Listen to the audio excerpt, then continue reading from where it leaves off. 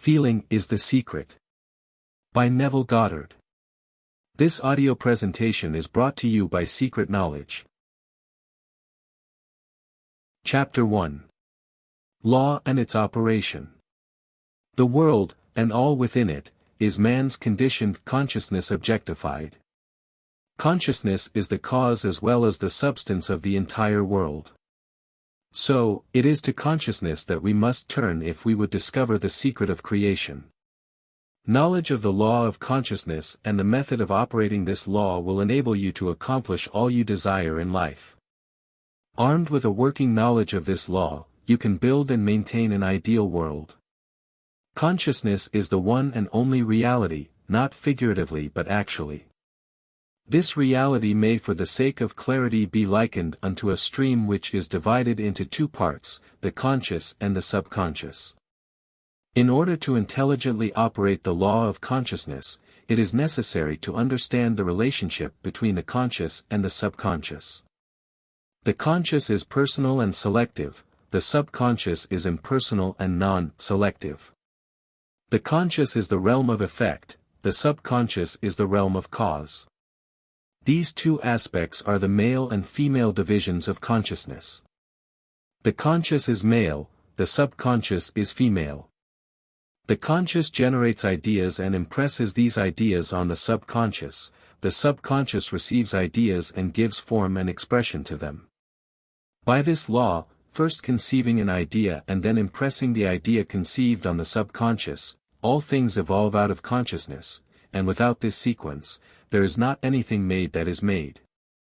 The conscious impresses the subconscious, while the subconscious expresses all that is impressed upon it. The subconscious does not originate ideas but accepts as true those which the conscious mind feels to be true and, in a way known only to itself, objectifies the accepted ideas. Therefore, through his power to imagine and feel and his freedom to choose the idea he will entertain, man has control over creation. Control of the subconscious is accomplished through control of your ideas and feelings. The mechanism of creation is hidden in the very depth of the subconscious, the female aspect or womb of creation. The subconscious transcends reason and is independent of induction. It contemplates a feeling as a fact existing within itself and on this assumption proceeds to give expression to it. The creative process begins with an idea and its cycle runs its course as a feeling and ends in a volition to act. Ideas are impressed on the subconscious through the medium of feeling. No idea can be impressed on the subconscious until it is felt, but once felt, be it good, bad, or indifferent, it must be expressed. Feeling is the one and only medium through which ideas are conveyed to the subconscious. Therefore, the man who does not control his feeling may easily impress the subconscious with undesirable states. By control of feeling is not meant restraint or suppression of your feeling, but rather the disciplining of self to imagine and entertain only such feeling as contributes to your happiness.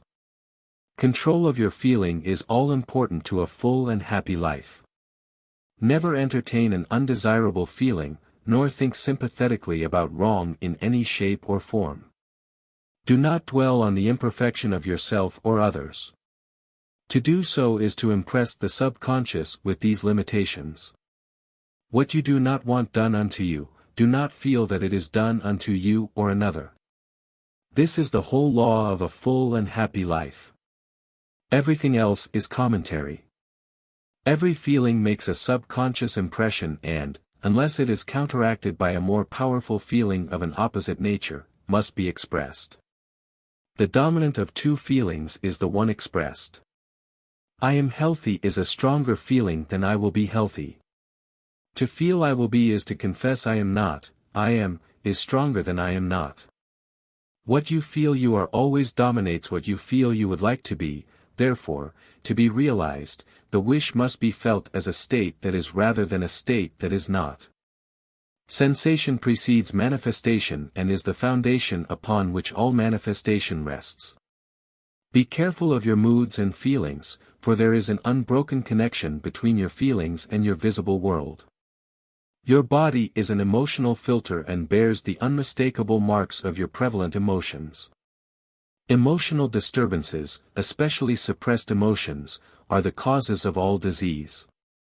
To feel intensely about a wrong without voicing or expressing that feeling is the beginning of disease in both body and environment.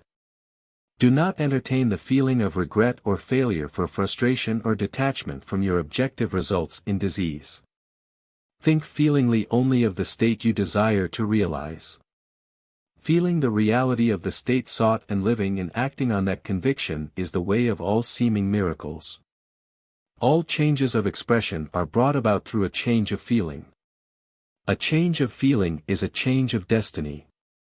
All creation occurs in the domain of the subconscious. What you must acquire, then, is a reflective control of the operation of the subconscious, that is, control of your ideas and feelings. Chance or accident is not responsible for the things that happen to you, nor is predestined fate the author of your fortune or misfortune. Your subconscious impressions determine the conditions of your world. The subconscious is not selective, it is impersonal and no respecter of persons, Acts 10 verse 34, Romans 2 verse 11. The subconscious is not concerned with the truth or falsity of your feeling. It always accepts as true that which you feel to be true.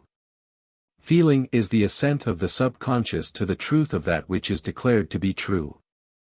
Because of this quality of the subconscious there is nothing impossible to man. Whatever the mind of man can conceive and feel as true, the subconscious can and must objectify. Your feelings create the pattern from which your world is fashioned, and a change of feeling is a change of pattern. The subconscious never fails to express that which has been impressed upon it. The moment it receives an impression, it begins to work out the ways of its expression. It accepts the feeling impressed upon it, your feeling, as a fact existing within itself and immediately sets about to produce in the outer or objective world the exact likeness of that feeling. The subconscious never alters the accepted beliefs of man.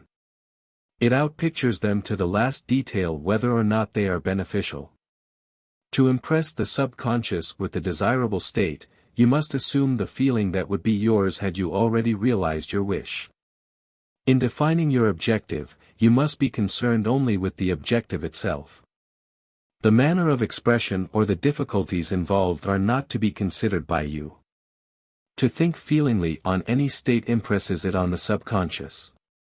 Therefore, if you dwell on difficulties, barriers or delay, the subconscious, by its very non-selective nature, accepts the feeling of difficulties and obstacles as your request and proceeds to produce them in your outer world. The subconscious is the womb of creation. It receives the idea unto itself through the feelings of man. It never changes the idea received, but always gives it form. Hence the subconscious pictures the idea in the image and likeness of the feeling received. To feel a state as hopeless or impossible is to impress the subconscious with the idea of failure. Although the subconscious faithfully serves man, it must not be inferred that the relation is that of a servant to a master as was anciently conceived. The ancient prophets called it the slave and servant of man. St. Paul personified it as a woman and said, the woman should be subject to man in everything, Ephesians 5 verse 24, also, 1 Corinthians 14:34, Ephesians 5:22. Colossians 3 verse 18, 1 Peter 3 verse 1. The subconscious does serve man and faithfully gives form to his feelings. However, the subconscious has a distinct distaste for compulsion and responds to persuasion rather than to command, consequently, it resembles the beloved wife more than the servant. The husband is head of the wife, Ephesians 5:23, may not be true of man and woman in their earthly relationship, but it is true of the conscious and the subconscious, or the male and female aspects of consciousness. The mystery to which Paul referred when he wrote, "This is a great mystery," 5:32, "He that loveth his wife loveth himself," 5:28, "and they two shall be one flesh," 5:31, is simply the mystery of consciousness. Consciousness is really one and undivided, but for creation's sake it appears to be divided into two. The conscious, objective, or male aspect truly is the head and dominates the subconscious, subjective, or female aspect. However, this leadership is not that of the tyrant, but of the lover. So, by assuming the feeling that would be yours were you already in possession of your objective, the subconscious is moved to build the exact likeness of your assumption. Your desires are not subconsciously accepted until you assume the feeling of their reality, for only through feeling is an idea subconsciously accepted, and only through this subconscious acceptance is it ever expressed. It is easier to ascribe your feeling to events in the world than to admit that the conditions of the world reflect your feeling. However, it is eternally true that the outside mirrors the inside. As within, so without, as above, so below, as below, so above, as within, so without, as without, so within. Correspondence, the second of the 7 principles of Hermes Trismegistus. A man can receive nothing unless it is given him from heaven, John 3 verse 27, and, the kingdom of heaven is within you, Luke 17 verse 21. Nothing comes from without, all things come from within, from the subconscious. It is impossible for you to see other than the contents of your consciousness. Your world in its every detail is your consciousness objectified. Objective states bear witness of subconscious impressions. A change of impression results in a change of expression. The subconscious accepts as true that which you feel as true, and because creation is the result of subconscious impressions, you, by your feeling, determine creation. You are already that which you want to be, and your refusal to believe this is the only reason you do not see it. To seek on the outside for that which you do not feel you are, is to seek in vain, for we never find that which we want, we find only that which we are.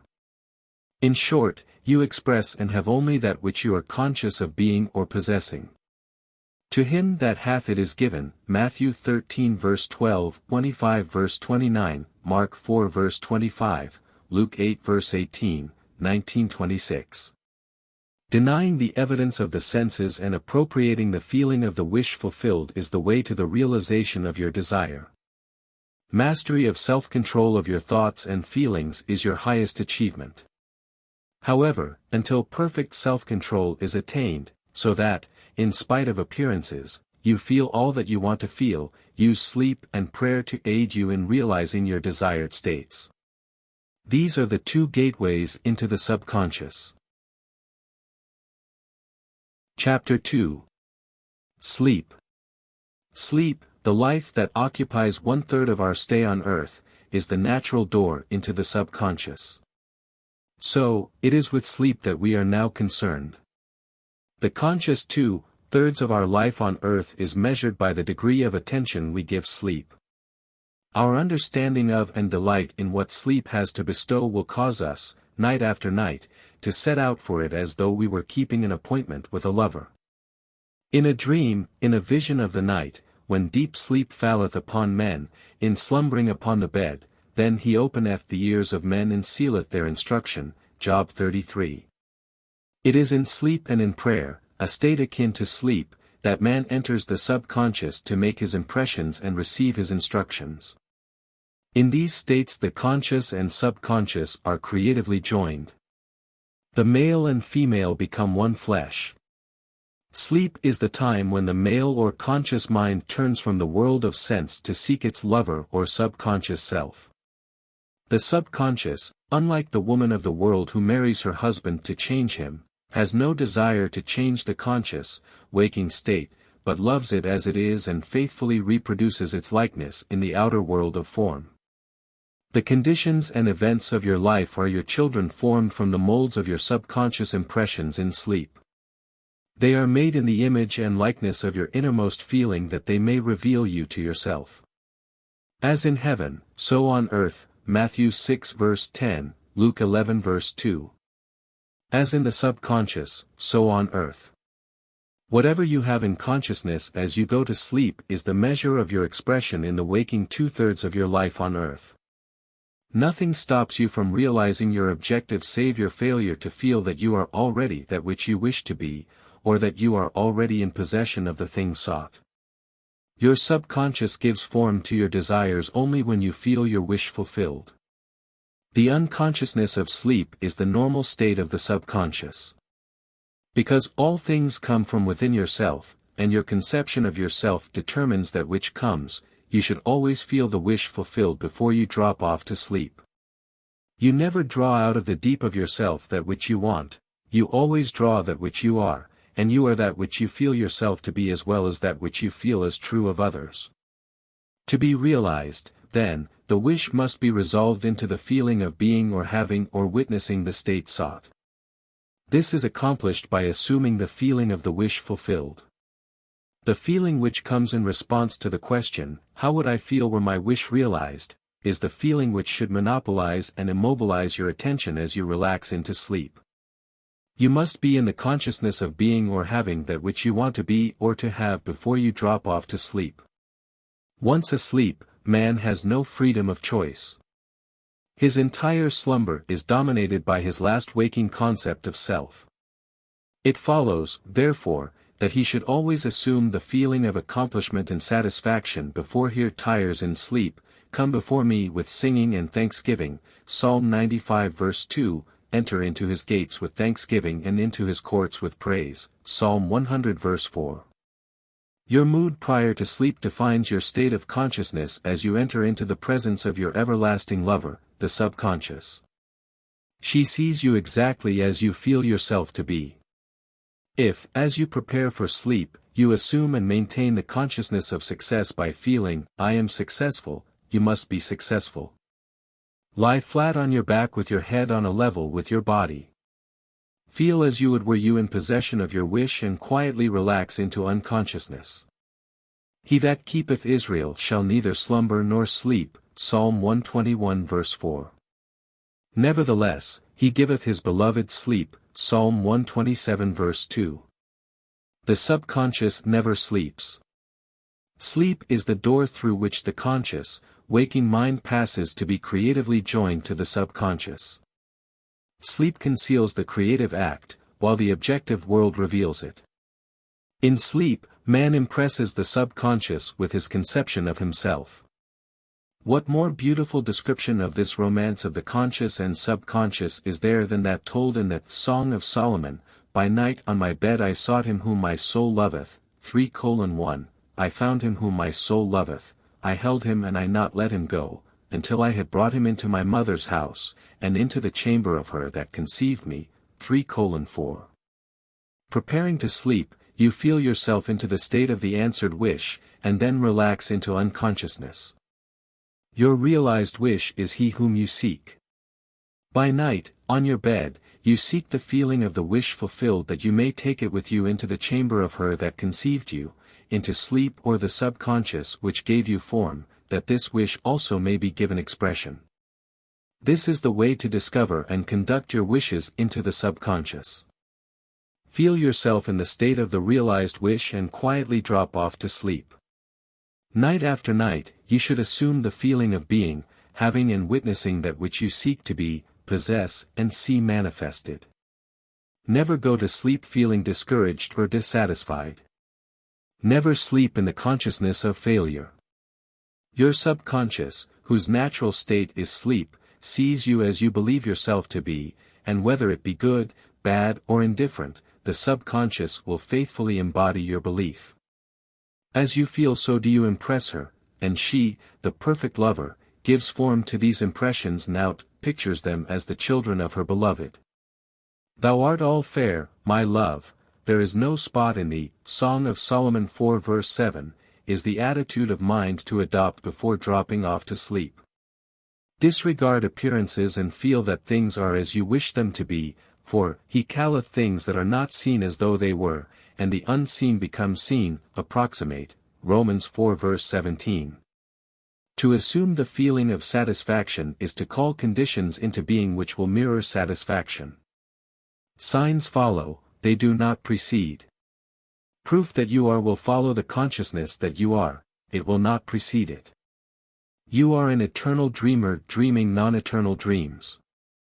Your dreams take form as you assume the feeling of their reality. Do not limit yourself to the past. Knowing that nothing is impossible to consciousness, begin to imagine states beyond the experiences of the past. Whatever the mind of man can imagine, man can realize. All objective, visible, states were first subjective, invisible, states, and you called them into visible by assuming the feeling of their reality. The creative process is first imagining and then believing the state imagined. Always imagine and expect the best. The world cannot change until you change your conception of it. As within, so without. Nations, as well as people, are only what you believe them to be. No matter what the problem is, no matter where it is, no matter whom it concerns, you have no one to change but yourself, and you have neither opponent nor helper in bringing about the change within yourself. You have nothing to do but convince yourself of the truth of that which you desire to see manifested. As soon as you succeed in convincing yourself of the reality of the state sought, results follow to confirm your fixed belief. You never suggest to another the state which you desire to see him express. Instead, you convince yourself that he is already that which you desire him to be. Realization of your wish is accomplished by assuming the feeling of the wish fulfilled. You cannot fail unless you fail to convince yourself of the reality of your wish. A change of belief is confirmed by a change of expression. Every night, as you drop off to sleep, feel satisfied and spotless, for your subjective lover always forms the objective world in the image and likeness of your conception of it, the conception defined by your feeling. The waking 2/3 of your life on earth ever corroborates or bears witness to your subconscious impressions. The actions and events of the day are effects, they are not causes. Free will is only freedom of choice. Choose ye this day whom ye shall serve, Joshua 24 verse 15, is your freedom to choose the kind of mood you assume, but the expression of the mood is the secret of the subconscious. The subconscious receives impressions only through the feelings of man and, in a way known only to itself, gives these impressions form and expression. The actions of man are determined by his subconscious impressions. His illusion of free will, his belief in freedom of action, is but ignorance of the causes which make him act. He thinks himself free because he has forgotten the link between himself and the event. Man awake is under compulsion to express his subconscious impressions. If in the past he unwisely impressed himself, then let him begin to change his thought and feeling, for only as he does so will he change his world. Do not waste one moment in regret, for to think feelingly of the mistakes of the past is to reinfect yourself. Let the dead bury the dead, Matthew 8 verse 22, Luke 9 verse 60. Turn from appearances and assume the feeling that would be yours were you already the one you wish to be. Feeling a state produces that state. The part you play on the world stage is determined by your conception of yourself. By feeling your wish fulfilled and quietly relaxing into sleep, you cast yourself in a star role to be played on earth tomorrow, and, while asleep, you are rehearsed and instructed in your part. The acceptance of the end automatically wills the means of realization. Make no mistake about this. If, as you prepare for sleep, you do not consciously feel yourself into the state of the answered wish, then you will take with you into the chamber of her who conceived you the sum total of the reactions and feelings of the waking day, and while asleep, you will be instructed in the manner in which they will be expressed tomorrow. You will rise believing that you are a free agent, not realizing that every action and event of the day is predetermined by your concept of self as you fell asleep. Your only freedom, then, is your freedom of reaction. You are free to choose how you feel and react to the day's drama, but the drama, the actions, events, and circumstances of the day, have already been determined. Unless you consciously and purposely define the attitude of mind with which you go to sleep, you unconsciously go to sleep in the composite attitude of mind made up of all feelings and reactions of the day. Every reaction makes a subconscious impression and, unless counteracted by an opposite and more dominant feeling, is the cause of future action. Ideas enveloped in feeling are creative actions. Use your divine right wisely. Through your ability to think and feel, you have dominion over all creation. While you are awake, you are a gardener selecting seed for your garden, but, except a corn of wheat fall into the ground and die, it abideth alone, but if it die, it bringeth forth much fruit. John 12 verse 24. Your conception of yourself as you fall asleep is the seed you drop into the ground of the subconscious. Dropping off to sleep feeling satisfied and happy compels conditions and events to appear in your world which confirm these attitudes of mind. Sleep is the door into heaven. What you take in as a feeling you bring out as a condition, action, or object in space. So, sleep in the feeling of the wish fulfilled. As in consciousness, so on earth. Chapter 3. Prayer.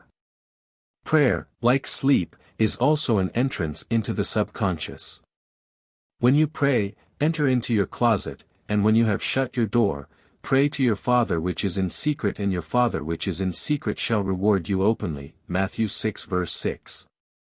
Prayer is an illusion of sleep which diminishes the impression of the outer world and renders the mind more receptive to suggestion from within.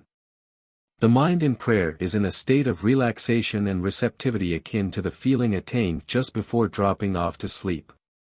Prayer is not so much what you ask for, as how you prepare for its reception. Whatsoever things ye desire, when ye pray believe that you have received them, and ye shall have them. Mark 11 verse 24. The only condition required is that you believe that your prayers are already realized. Your prayer must be answered if you assume the feeling that would be yours were you already in possession of your objective. The moment you accept the wish as an accomplished fact, the subconscious finds the means for its realization. To pray successfully then, you must yield to the wish, that is, feel the wish fulfilled. The perfectly disciplined man is always in tune with the wish as an accomplished fact. He knows that consciousness is the one and only reality, that ideas and feelings are facts of consciousness and are as real as objects in space. Therefore, he never entertains a feeling which does not contribute to his happiness, for feelings are the causes of the actions and circumstances of his life. On the other hand, the undisciplined man finds it difficult to believe that which is denied by the senses and usually accepts or rejects solely on appearances of the senses. Because of this tendency to rely on the evidence of the senses, it is necessary to shut them out before starting to pray, before attempting to feel that which they deny. Whenever you are in the state of mind, I should like to, but I cannot, the harder you try, the less you are able to yield to the wish. You never attract that which you want, but always attract that which you are conscious of being. Prayer is the art of assuming the feeling of being and having that which you want. When the senses confirm the absence of your wish, all conscious effort to counteract this suggestion is futile and tends to intensify the suggestion. Prayer is the art of yielding to the wish and not the forcing of the wish. Whenever your feeling is in conflict with your wish, feeling will be the victor. The dominant feeling invariably expresses itself. Prayer must be without effort. In attempting to fix an attitude of mind which is denied by the senses, effort is fatal. To yield successfully to the wish as an accomplished fact, you must create a passive state, a kind of reverie or meditative reflection similar to the feeling which precedes sleep. In such a relaxed state, the mind is turned from the objective world and easily senses the reality of a subjective state. It is a state in which you are conscious and quite able to move or open your eyes but have no desire to do so. An easy way to create this passive state is to relax in a comfortable chair or on a bed. If on a bed, lie flat on your back with your head on a level with your body, close the eyes and imagine that you are sleepy. Feel, I am sleepy, so very sleepy. In a little while, a faraway feeling accompanied by a general lassitude and loss of all desire to move envelopes you. You feel a pleasant, comfortable rest and not inclined to alter your position, although under other circumstances you would not be at all comfortable. When this passive state is reached, imagine that you have realized your wish, not how it was realized, but simply the wish fulfilled. Imagine in picture form what you desire to achieve in life, then feel yourself as having already achieved it. Thoughts produce tiny little speech movements which may be heard in the passive state of prayer as pronouncements from without. However, this degree of passivity is not essential to the realization of your prayers. All that is necessary is to create a passive state and feel the wish fulfilled. All you can possibly need or desire is already yours. You need no helper to give it to you, it is yours now. Call your desires into being by imagining and feeling your wish fulfilled. As the end is accepted, you become totally indifferent as to possible failure, for acceptance of the end wills the means to that end. When you emerge from the moment of prayer, it is as though you were shown the happy and successful end of a play, although you were not shown how that end was achieved. However, having witnessed the end, regardless of any anticlimactic sequence, you remain calm and secure in the knowledge that the end has been perfectly defined. Chapter 4. Spirit, Feeling. Not by might, nor by power, but by my Spirit, saith the Lord of hosts, Zechariah 4 verse 6. Get into the spirit of the state desired by assuming the feeling that would be yours were you already the one you want to be. As you capture the feeling of the state sought, you are relieved of all effort to make it so, for it is already so. There is a definite feeling associated with every idea in the mind of man. Capture the feeling associated with your realized wish by assuming the feeling that would be yours were you already in possession of the thing you desire, and your wish will objectify itself. Faith is feeling, according to your faith, feeling, be it unto you, Matthew 9 verse 29. You never attract that which you want, but always that which you are. As a man is, so does he see. To him that hath it shall be given, and to him that hath not it shall be taken away, Matthew 13 verse 12, 25 verse 29, Mark 4:25, Luke 8:18, 19:26. That which you feel yourself to be you are, and you are given that which you are. So, assume the feeling that would be yours were you already in possession of your wish, and your wish must be realized. So God created man in his own image, in the image of God created he him, Genesis 1 verse 27. Let this mind be in you which was also in Christ Jesus, who being in the form of God, thought it not robbery to be equal with God, Philippians 2 verses 5 and 6. You are that which you believe yourself to be. Instead of believing in God or in Jesus, believe you are God or you are Jesus. He that believeth on me, the works that I do shall he do also, John 14 verse 12, should be, he that believes as I believe the works that I do shall he do also. Jesus found it not strange to do the works of God, because he believed himself to be God. I and my Father are one, John 10 verse 30. It is natural to do the works of the one you believe yourself to be. So, live in a feeling of being the one you want to be and that you shall be. When a man believes in the value of the advice given him and applies it, he establishes within himself the reality of success.